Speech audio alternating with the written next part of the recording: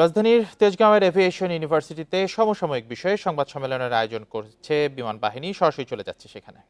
Bundle থাকলে প্রতি সেনমানিতে টাকা বাঁচবে। বিকাশ সেনমানি বান্ডেল কিনে জিতুন প্রতি লেনদেনে। আশুর আরোগ্য কামনা করে আজকের এই প্রেস ব্রিফ শুরু করছি। পুরো দেশ ও জাতির সাথে আমরাও ঘটনার আকস্মিকতা ও ভয়াবহতা বাকরুদ্ধ ও মর্মাহত। আহতদের অবর্ণনীয় যন্ত্রণা এবং অভিভাবকদের মর্মবেদনার সাথে আমরা একাত্মতা প্রকাশ করছি। আমরা ধন্যবাদ জ্ঞাপন করছি বাংলাদেশ সেনাবাহিনী, নৌবাহিনী, বিজিবি, পুলিশ, ফায়ার সার্ভিস ও civil defence, Ansar, BNCC, Milestone স্কুলের শিক্ষক শিক্ষার্থী সহ সকল ব্যক্তিবর্গকে যারা দুর্ঘটনা পরবর্তী উদ্ধার কাজে অংশগ্রহণ করে মূল্যবান জীবন রক্ষায় সহায়তা করেছেন। আমরা সংবাদ মাধ্যম কর্মীদের দায়িত্বশীল সংবাদ পরিবেশনের জন্য আপনাদেরকে আন্তরিক ধন্যবাদ জ্ঞাপন করছি। আপনারা জানেন, ঘটনার দিন বাংলাদেশ বিমান বাহিনী উদ্ধার কার্যে অংশগ্রহণ করে এবং একই দিনে উচ্চ পর্যায়ের একটি তদন্ত কমিটি গঠিত হয়। তদন্ত কাজে সহায়তার জন্য চীনের একটি বিশেষজ্ঞ দল আসার সম্ভাবনা রয়েছে। তদন্তে আন্তর্জাতিক সহায়তা দুর্ঘটনার মূল কারণ চিহ্নিত করতে সহায়ক হবে বলে আমরা মনে করি। সম্মানিত বিমান বাহিনী প্রধান দুর্ঘটনার পরের দিন এক মিডিয়া ব্রিফিংয়ে আপনাদের অনেক প্রশ্ন এবং সংশয়ের উত্তর দিয়েছেন। পরবর্তীতে বিমান বাহিনী প্রধানের দিক নির্দেশনায় বাংলাদেশ বিমান বাহিনী দুর্ঘটনায় ক্ষতিগ্রস্তদের সহায়তায় সর্বোচ্চ গুরুত্বের সাথে বিভিন্ন ধরনের মানবিক কার্যক্রম পরিচালনা করছে।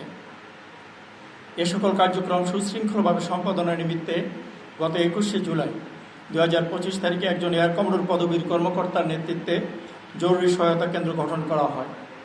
জরুরি সহায়তা কেন্দ্র হতে আহতদের চিকিৎসা, আহতদের অবস্থান ও চিকিৎসা সংক্রান্ত তথ্য, নিহতদের পরিচয় যাচাই ও পরিবারের সঙ্গে যোগাযোগ, নিহতদের দাফন ও সৎকার কার্যক্রম সমন্বয়, হাসপাতালে রক্তদাতা প্রেরণ, সংগ্রহের সহায়তা এবং যে কোনো জরুরি তথ্য পরামর্শ সহায়তায় কাজ করে যাচ্ছে বাংলাদেশ বিমান বাহিনী। প্রিয় সাংবাদিকবৃন্দ, এখন আমি সংক্ষিপ্তভাবে এ পর্যন্ত বিমান বাহিনী কর্তৃক গৃহীত বিভিন্ন পদক্ষেপসমূহ তুলে ধরছি। গত 22 জুলাই 2025 তারিখে সম্মানিত বিমান বাহিনী প্রধান জাতীয় বার্ন প্লাস্টিক ইনস্টিটিউট এবং সম্মিলিত সামরিক হাসপাতাল পরিদর্শন করেন। তিনি আহত শিক্ষার্থী, শিক্ষক, কর্মচারী, অভিভাবক সহ বিমান বিধ্বস্ত ঘটনা পরবর্তী উদ্ধার অভিযানে সকল সামরিক, অসামরিক ও স্বেচ্ছাসেবক সদস্য সহ যারা আহত হয়েছেন তাদের চিকিৎসা ব্যবস্থাপনা পর্যবেক্ষণ করেন এবং সঠিক চিকিৎসা প্রদানে গুরুত্ব আরোপ করেন।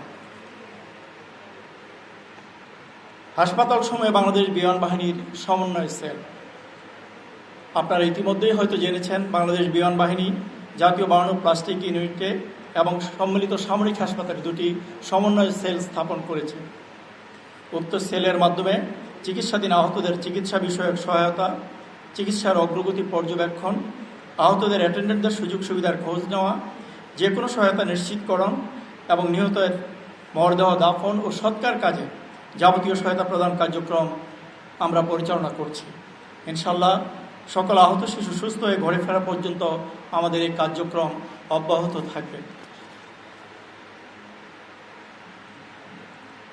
আমরা ইতিমধ্যেই সর্বাত্মক সহযোগিতা নিশ্চিতকরণের লক্ষ্যে মাইলস্টোন কলেজ কর্তৃপক্ষ এবং বিমান বাহিনীর মধ্যে একটি সমন্বয় সভা করেছি গত 23 জুলাই এবং এই সমন্বয় সভাটি সম্পন্ন হয়েছিল বিমান বাহিনী ফ্যালকন হলে। মাইলস্টোন স্কুল কলেজের ঊর্ধ্বতন কর্মকর্তা এবং পরিচালনা বোর্ডের সদস্যবৃন্দ এবং শিক্ষকরা সেখানে উপস্থিত ছিলেন। তেজগাঁওয়ের এভিয়েশন ইউনিভার্সিটিতে সমসাময়িক বিষয়ে সংবাদ সম্মেলন আয়োজন করছে বিমান বাহিনী।